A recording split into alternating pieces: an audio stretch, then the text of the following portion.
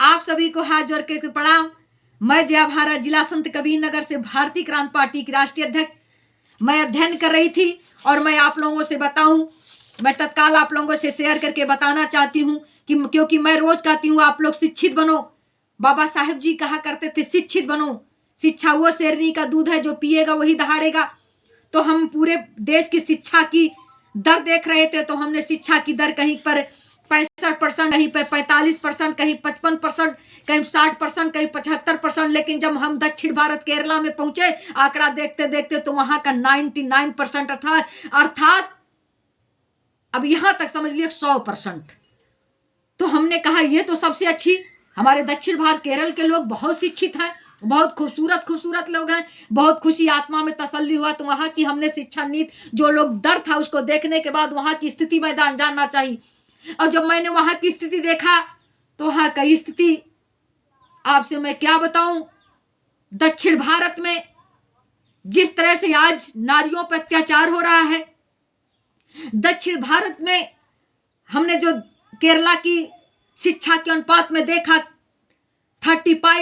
35% नौजवान खाड़ी देशों में जाकर आतंकवादी बनने का काम कर रहे हैं।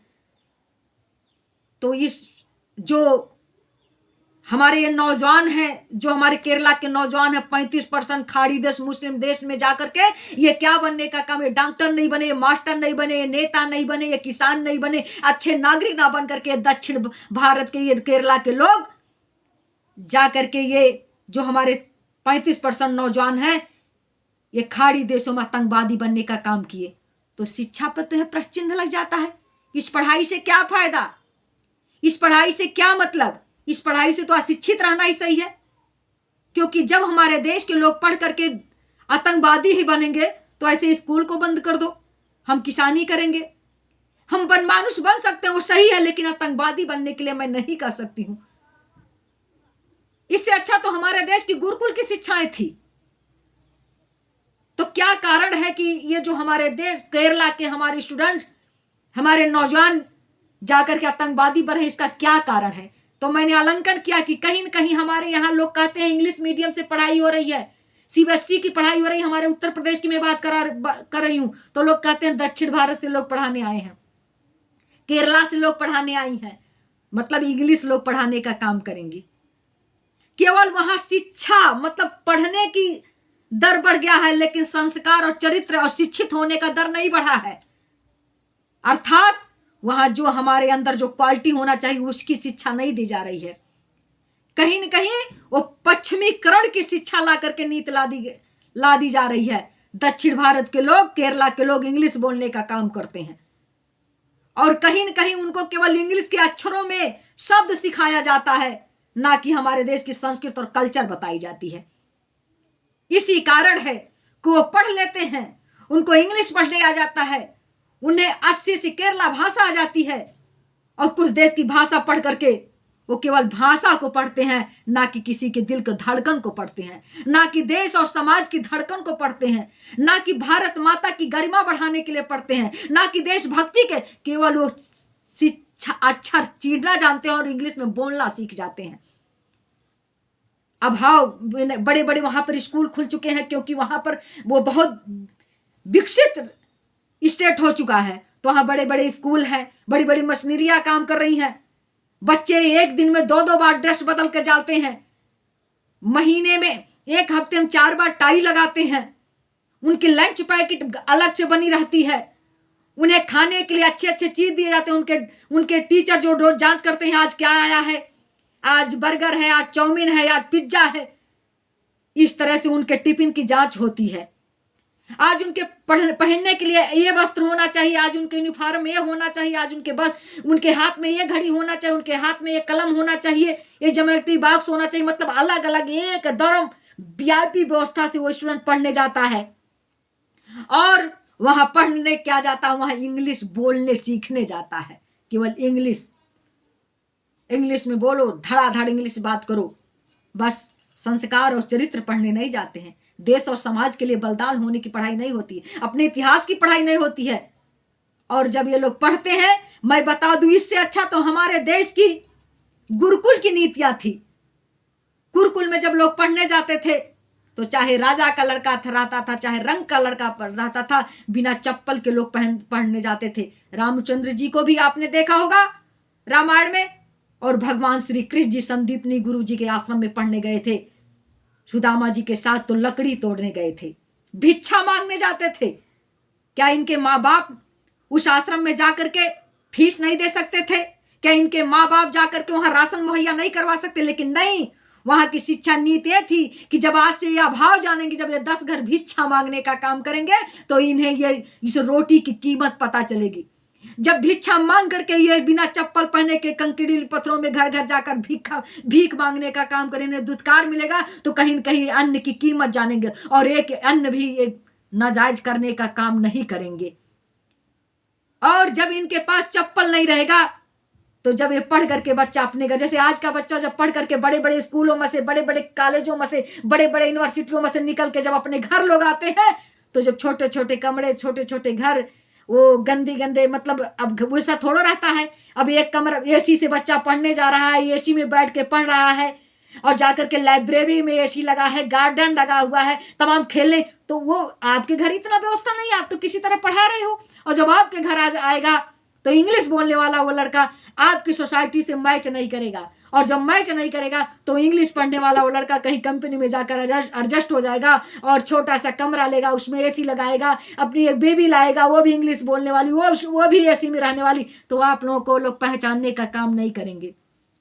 और जो हफ्ता में 5 बार उनके टिफिन जांच होते हैं, पिज्जा लेकर खाने करते काम करते हो, तो ये अन्न की कीमत क्या जानेंगे? वो अन्न को आप देखते हैं बहुत से ऐसे पॉलिथीन में लड़के अपनी खाना को इस तरह बहा दिया करते हैं रोड पर, क्योंकि उनको अनाज की क्या कीमत पता है। तो और लेकिन जब गुरुकुल की पढ़ाई रहती तो उस पढ़ाई में क्या होता था, जब वो भिक्षा मांगने जाते थे तो भिक्षा का मतलब क्या होता था? भिक्षा बड़ी मेहनत से मिलता था, और उतना ही भिक्षा गुरुजी कहते थे जितना आज खाना है, तो उसको संभाल के लाते थे। थोड़ा के घर मांगना है और लाते थे, इतना मिलता था उतना मिलता था, उसी में सभी लोग पेट भर आधा पेट खाते थे। तो ये शिक्षा, उनको ये पता रहा था कि अनाज की कीमत। और जब वो कंकड़ीली पथरीली जगह पढ़ते थे, जब वो लकड़ी पर खाना बनाकर खाते थे, जब गुरुओं का पैर दबाते थे, तब जब वही बच्चे घर पर आते थे तो वो माता पिता का सेवा करते थे, क्योंकि उनको महत्व था कि हम वहाँ की रोटी और यहाँ की रोटी से जब आलंकन करते थे, कहीं न कहीं माँ की रोटी और अच्छी लगती थी, क्योंकि वहाँ भीख मांग कर खाए थे। यहाँ तो माँ बाप बिना भीख मांगे दे रहे हैं, तब ये माँ बाप का, तब ये बच्चे राम बनते हैं, तब जाकर के ये बच्चे कृष्ण बनते हैं, जब ये महत्व को जानते हैं। और जब ये पढ़ाई ही काल में एसी में जा रहे हैं, एसी में आ रहे हैं, पिज्जा खा रहे हैं, बर्गर खा रहे हैं, हफ्ता में कई कोट टाई पैंट लगा के जा रहे हैं, यूनिफॉर्म अलग अलग पहन के जा रहे हैं, और सेंट पोता जा रहा है, तो आपके घर की गंदी ये तख्त को उनको याद थोड़ो आएगा। आने पर वो आपको दुत्कार देंगे और वो चले जाएंगे आपको छोड़ करके। इसीलिए आज के लड़के आप पढ़ाई लिखाई तो खूब कर रहे हैं, लेकिन पढ़ने लिखने के बाद ये जब नौकरी पा जाते हैं, किसी कंपनी में विदेश चले जाए, चाहे देश में रह जाए, अपनी पत्नी पा गई आपको भूल जाते हैं, क्योंकि वो मेसी में रहने वाला लड़का फिर आपके घर नहीं लौट के आएगा। और मैं बता दूं, राम जी जब 14 साल की उम्र में अपने उनके पिताजी श्री दशरथ महाराज जी जब राजा थे, तो राम जी 14 साल की उम्र में अपना भेषा बदल करके पूरे राज में घूमते थे। 14 ही साल की उम्र में वो पढ़ाई भी पढ़ ली, और 14 साल की उम्र में आज लोग कहते हैं उम्र के, अरे भैया अभी तो बच्चा 14 साल का बच्चा अभी 6-7 में पढ़ रहा है, लेकिन 14 साल के वो बच्चे राम जी चारे अपने राज में घूमते थे और सुबह पिताजी को अपने बताते थे। क्यों बताते? क्योंकि 11 साल 12 साल में वो पूरे जंगल में लकड़ी बीनते थे, गांव गांव भीख मांगते थे, गुरुजी का पैर दबाते थे, तो रात्र में अपने राज में घूमने में क्या दिक्कत। आज बच्चा जब पढ़ करके एसी से आता, थक जाता है, पसीना बस्ता रखता है, माँ बाप से कहता है जल्दी पानी लाओ, हम थका हूं, मुझसे बात मत करो, हम बहुत अपसेट हैं। क्यों? क्योंकि ये शिक्षा, आज की शिक्षा नीति ऐसी है, आज की शिक्षा को आपने मजाक बना दिया है। आज ऐश कि हमारे बच्चे कितने ऐश में रहें, कितने बड़े स्कूल में पढ़ने जाए, कितने बड़े टीचर उनको पढ़ाएं, कितनी ज्यादा आज क्या है पुस्तकें रोज बड़े। पहले लोग होते थे एक ही किताब को खानदान के कई लोग पढ़ लिया करते थे, बड़का भाई पढ़ा, छोटका मझिलका बहन सब पढ़ लेते थे, पारी पारा क्लास को लेकर के एक किताब कई साल चलते थे। लेकिन आज हर साल वही किताब बदली जा रही है, हर साल आपको बेवकूफ बनाया जा रहा है। तो मैंने विचार किया कि जो केरला के लोग हैं, कहीं न कहीं इनको इंग्लिश बोलना सिखाया जाता है, इंग्लिश में पढ़ना सिखाया जाता है, और जब इंग्लिश में बोलना पढ़ने सीख लेते हैं, इनको संस्कार और चरित्र नहीं सिखाया जाता, तो ये कहीं न कहीं जाकर के धन कमाने के होड़ में और एसी के रहने के होड़ में उसी खाड़ी देश में जाकर के आतंकवादी बन जाते हैं। तो धिक्कार है इसी शिक्षा नीति को। मैं चाहती हूँ ऐसे शिक्षा से लोग अशिक्षित रहें। कम से कम अपने देश में खेती किसानी तो लोग करेंगे, कम से कम अपने गौ माता की लोग सेवा करेंगे। लेकिन साथियों, मैं यही कहना चाहती हूँ आप लोगों से, शिक्षा की जो गलत पद्धति है इसे हटा करके फिर से हमारी वही शिक्षा नीति होना चाहिए। मैं नहीं कहती हूँ गुरुकुल हो जाए, कॉलेज स्कूल ही रहे, लेकिन इसमें हमारी भारतीय परंपरा को, हमारी भारतीय इतिहास को, हमारे कल्चर को, हमारी कृषि को, हमारे संस्कार को कहीं विलुप्त न होने किया जाए। इसके लिए आप लोगों से मैं यही अनुरोध करती हूँ कि इसके लिए आप लोग मुहिम करिए और अपने बच्चों को एक देशभक्ति और अपने इतिहास के बारे में बताइए, और इतना उनको ऐसे आराम में मत पालने का काम करिए। कहते हैं जिसने इंसानियत सीख लिया है जीनों का अधिकार उन्हीं को, और जो कांटों के पथ पर आया फूलों का उपहार उसी को। जो कांटों पर चलता है फूलों की सैया वही सजाता है, और जो फूलों की सैया पर चलने लगता है वो फूल को रौद दिया करता है। तो मैं आप लोगों से यही कहती हूँ कि आज की ये शिक्षा सदाचारियों को मूर्ख कहे और दुष्ट दुराचारियों को सभ्य बतलाती है। नेक कर्मशील सकल विद्येति क्लेश, काम चोर चाटुकों को मौज करवाती है।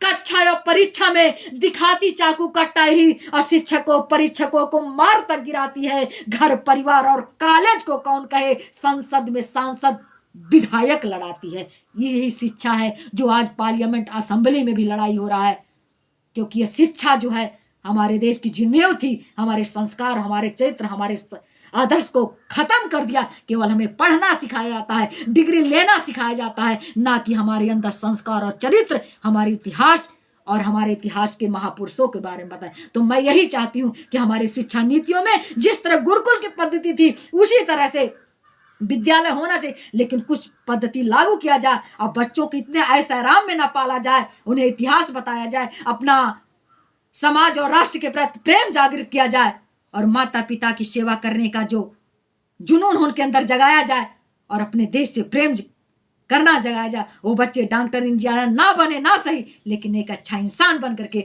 विद्यालय से जरूर निकल कर आए। मैं यही चाहती हूँ, आज की शिक्षा नीति यही होना चाहिए। और मुझे बहुत दुख हुआ जब मैं केरला की बारे में स्थिति को पढ़ी, मुझे पता चला 99% लोग पढ़े लिखे हैं, तो खुशी हुआ। लेकिन जब वहां की आलंकन की तो बहुत आत्मा में दुखी हुआ। तो मैं यही चाहती हूँ कि शिक्षा की जो पद्धति है उसको बदल करके कहीं न कहीं हमारी भारतीय संस्कृति जो विलुप्त होते जा रही है उसको ला करके, और हमारे बच्चे अगर ना डॉक्टर इंजीनियर बन पाए ना सही, हालांकि पढ़ेंगे तो बनबे करेंगे, लेकिन इंसान जरूर बने। ऐसी शिक्षा होना चाहिए। मैं ऐसी शिक्षा की नीति की मांग करती हूँ, और मैं आप लोगों से ही अपील करती हूँ, अपने बच्चों को ऐसी शिक्षा दीजिए जिससे हमारे बच्चे राम राम की लड़ाई ना करके राम बनने का काम करें। तो मैं आप लोगों से अनुरोध करती हूँ, हमारे वीडियो को देखें और सब्सक्राइब करके कमेंट करके मुझे बताएं कि मैंने जो कहा है सही कहा है, हमारी जो आत्मा की दर्द है शिक्षा के लिए सही है कि गलत है। मैं आपकी कमेंट की आभारी रहूंगी, और आप जैसा कमेंट में कहेंगे हम उसका जवाब भी देंगे। तो आप सभी को से यही कहती हूँ, हमारी वीडियो को देखें। मैं पुनः जय भारत अपने चैनल पर स्वागत अभिनंदन करते हुए प्रणाम करती हूँ।